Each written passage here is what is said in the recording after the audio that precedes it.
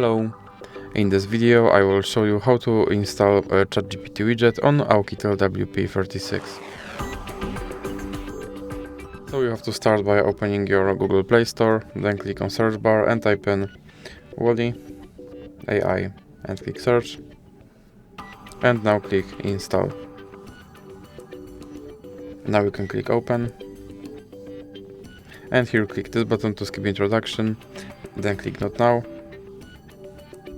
and then you can click open permissions.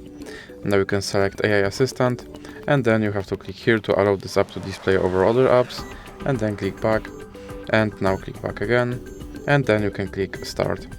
And as you can see, here is your ChatGPT widget, and you can open him and you can tell him to do something.